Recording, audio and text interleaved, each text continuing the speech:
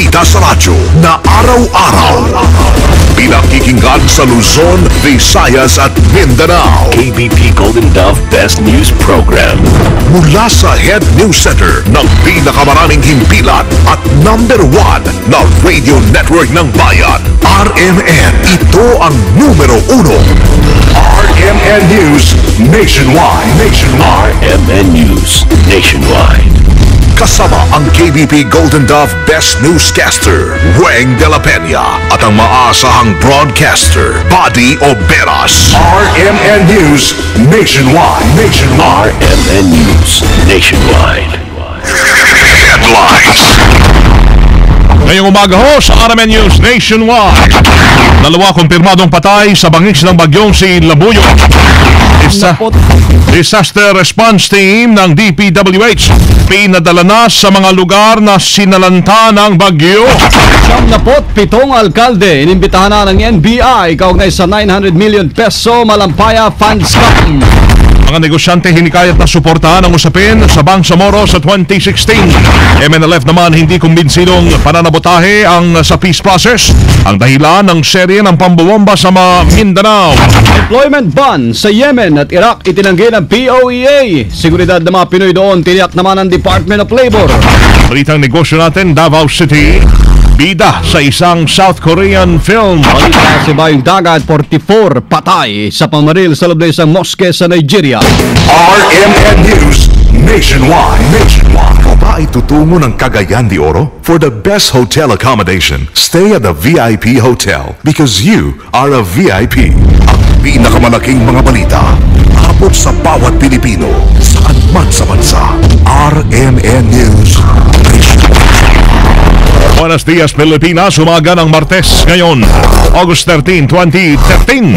Ito po ang numero 1 RMN News Nationwide. Ako si Weng de la Peña. Mabuhay Pilipinas. Ako si Buddy Oberas. Tayo po'y live na live sa DYRI 774 RMN Iloilo, DXMB 648 RMN Malaybalay, DXCC 828 RMN Cagayan de Oro, at sa DXDC 621 RMN Davao. Live international pa rin via www.rmnnews.com/TV at WRMN New York, USA, at sa lahat ng ating mga numero 1 AM radio station sa buong bayan.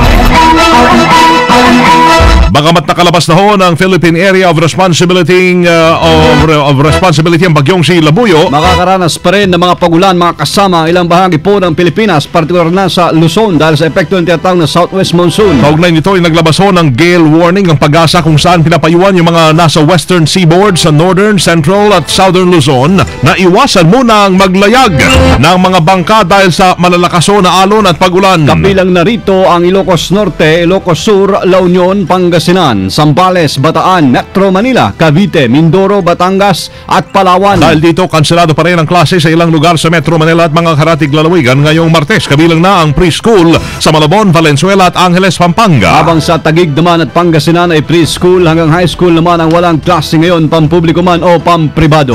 2 ang iniwang patay habang 44 na iba pa ang naitalang nawawala sa pananalasa ng bagyong si Labuyo sa tala ng NDRRMC na inisyo alas 5 Marteso ng madaling araw. Isang 53 anyos na magsasaka sa Nueva Vizcaya na nakilalang si Reynaldo de la Cruz ang nalunod habang inililigtas yung kanyang kalabaw na inanod ng baha.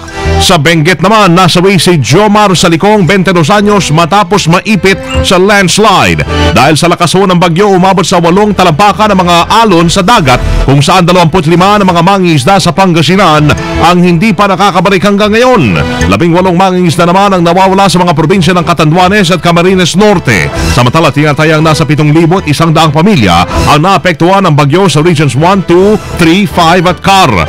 May 1,158 naman na mga stranded sa mga pantalan habang umabot naman sa 1,577 ang kabuang bilang ng mga bahay na nawasak sa pananalasa ng bagyong Labuyo.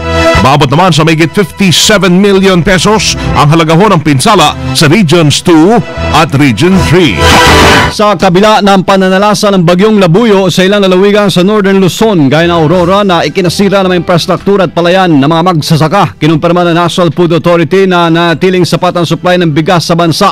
Ayon kay bagong talagang Administrador Orlan Calayag, sa NFA Aurora office pa lamang mayroon na silang total inventory na halos ay nasa 87,000 na sako ng bigas. Sapat ito sa 60 araw na pangailangan ng probinsya. Ipinawanag niya may imbak ang NFA na maging sa 645,000 metric tons o katumbas siya na halos 13 milyong sako ng bigas. Ang Disaster Response Team ng DPWH ipinadala na sa mga lugar na sinalanta ng bagyo. Kasama natin sa balita si Angel Ronquillo.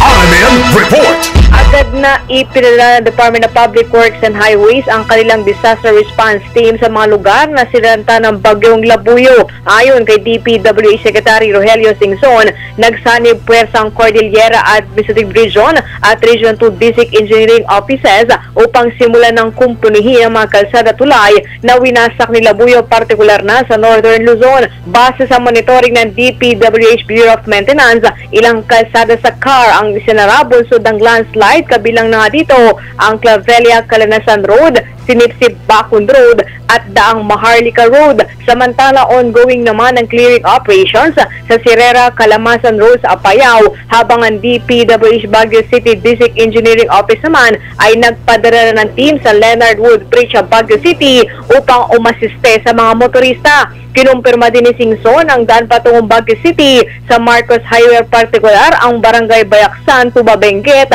ay isang linya lamang ang maring madaanan dahil pa rin sa landslide. Kasama mo sa lungsod ng Maynila para sa DZEX sa 558, Angel Ronquillo, Tatak, RMN. RMN Nationwide Report. Sala ng bagyong Labuyo pa rin sa agrikultura sa Isabela, aabot ng 200 milyong piso. Kasama natin sa balita live si Conrad De Los Reyes ng RMN Isabela. RMN Report. Pananim na mais, agricultural products ang may malaking bilang at halaga ng sinalanta ng bagyong Labuyo nang dumaan ito sa lalawigan, partikular sa ikatlo at ilang bahagi ng ikapat na distrito ng Isabela. Ayon sa inisyal na ulat mula sa Provincial Agriculture Office sa chairman ng PDRRNC, Governor Bochidi, may 19,885 hectares na pananim na mais na may kabuuang halaga na 138,741,314.38 centavos. Samantala sa palay naman ay may 3,410 hectares na may kabuuang halaga na 36,555,375 pesos at may 14 na milyong piso naman sa assorted vegetable, kasama na ang ilang mga fruit trees.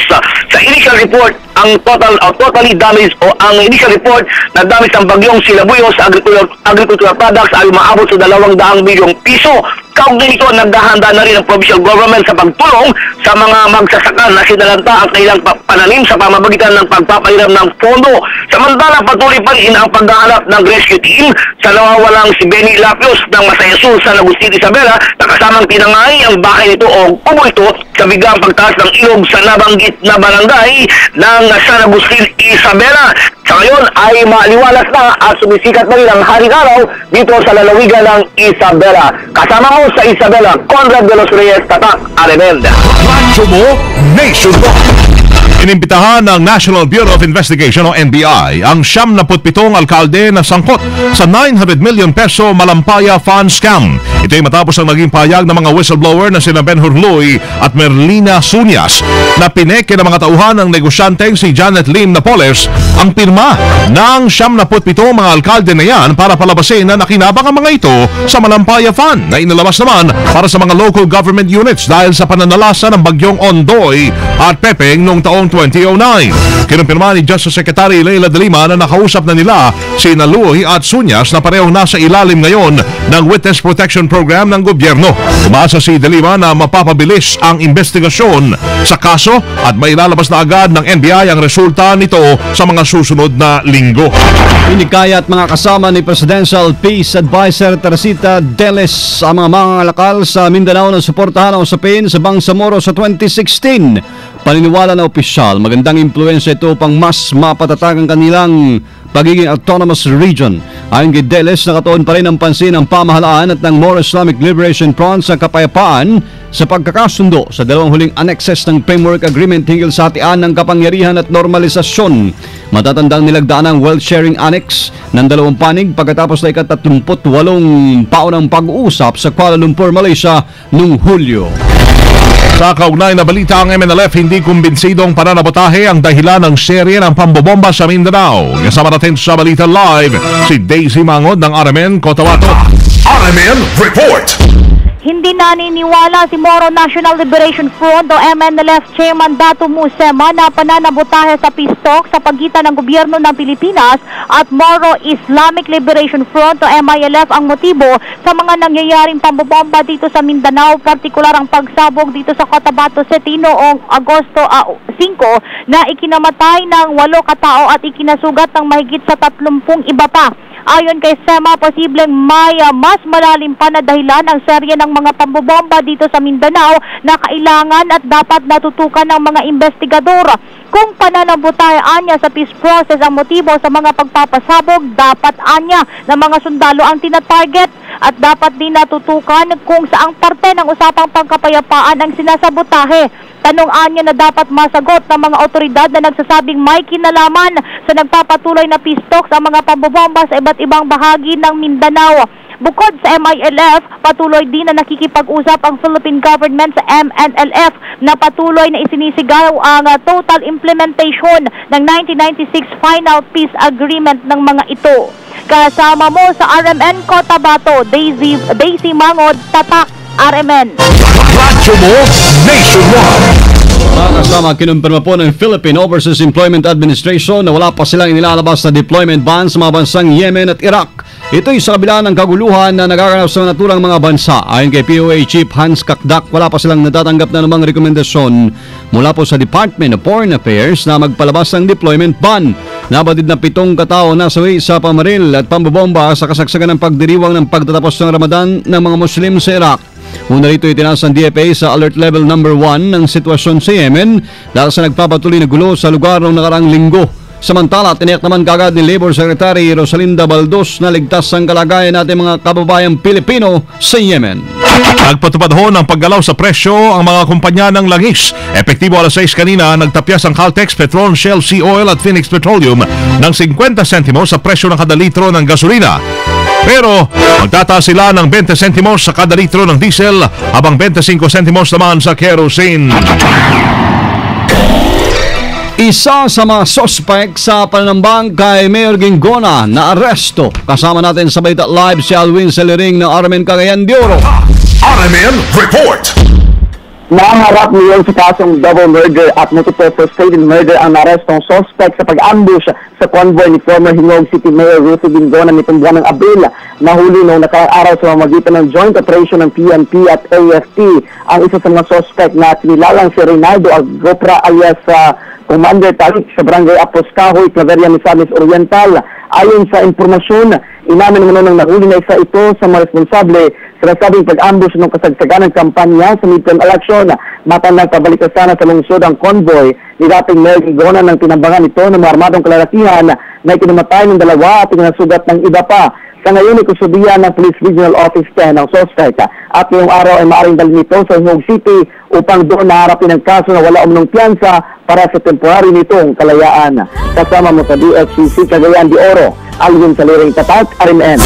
Radyo mo ang Gilas Pilipinas pararangalan sa Senado. Kasama natin sa balita si Grace Mariano. RMN Report! Hinain ni Senator Juan Edgardo Sani Angara ang resolusyon na magbibigay parangal sa Gilas Pilipinas matapos makamit ang ikalawang pwesto sa 27th FIBA Asia Championship at makapasok sa 2014 FIBA World Cup.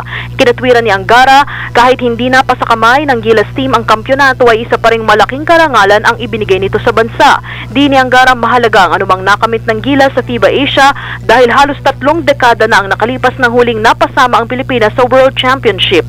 Pinunto pa ni Angara na ang panalo ng Gilas team laban sa South Korea ay nagdulot ng pagkakaisa sa sambayan ng Pilipino na mapagmahal sa larong basketball. Kasama mo sa Senado, Grace Mariano, Tatak, RMN. Mo nationwide! RMN News Negosyo. Mga kasama, nagpatuloy po at nagpapatuloy pa rin ang mainit na pagtanggap ng mga taga-Davao sa movie production staff mula sa Korea para sa isang pelikula ipapalabas sa nasabing bansa. Bibida kasi ang Davao City sa South Korean film na No Breathing, na si sentro ho sa istorya ng dalawang swimmers na mainglab sa isang babae. Sa Davao del Norte Sports Complex, gagalapin ang shooting na binubuo ng 10-lane Olympic-size pool, warm-up pool, bleachers, clubhouse, tartan tracks, 5,000 seating capacity na grandstand at basketball gym. Isang dahilan din kasi kung bakit pinili ang lalawigan ng Davao bilang shooting venue ng Korean producers ay dahil daw sa malinis at tahimik na lugar, ganun din ang pagiging hospitable ng mga Pinoy. Ikinatuwa naman ang buong lalawigan ang pagpili ng mga dayuhang producers sa pagsushoot ng kanilang pelikula dahil sa ganitong paraan, lalawak pa rin ang turismo ng bansa. RMN News abroad. Northeast Nigeria, umabot sa 44 katao ang patay matapos magbabarile ng armadong grupo sa loob mismo ng moske. Sa report, sa Konduga sa Borno State, 35 kilometers mula sa state capital na Maiduguri, nangyari yung pag-atake. Agad umanong tumakas yung mga suspect matapos gawin ang krimen. Inaalam na ho ng Nigerian authorities kung sinong grupo ang nasa likod ng pamamaril habang tinutugis na rin ang mga ito. Mga kasama, live pa rin mula po dito sa RMN News Center sa Makati City, sa Metro Manila, Philippines. Inyo pong narinig ang numero 1 RMN News Nationwide ngayong Martes, August 13, 2013. Sa mga taga-Jensan, susunod na po dyan sila kasamang Ina Daven at Brian Oñate sa RMN News Diretso, Balitang Jensan sa numero 1 DXMD 927. Panoorin ho yung pagbabalita namin ngayong alas 7 ng umaga. Sa YouTube pa rin, i-type lamang ang RMN News Nationwide. And thank you Lord at tayo po'y nagkasama-sama muli. Salamat po sa inyo naging panahon sa amin. Kasama nyo sa serbisyo publiko, Weng de la Peña. Buddy Oberas. Dito pa rin sa tahanan na may pinakamaraming number 1, pinakamaraming himpilan, RMN radyo mo nationwide. Live via satellite. Live via satellite. RMN News Nationwide. Nationwide. Buong bansa sa boses ng balita. RMN News Nationwide. Oras na natin tatak alas 7:18 ng umaga. Tatak RMN. Aba, masaya yata ang kumari ko ngayon ah. Anong nangyari? Oo, masaya ako. Dahil nakasama ang pamilya ko sa talaan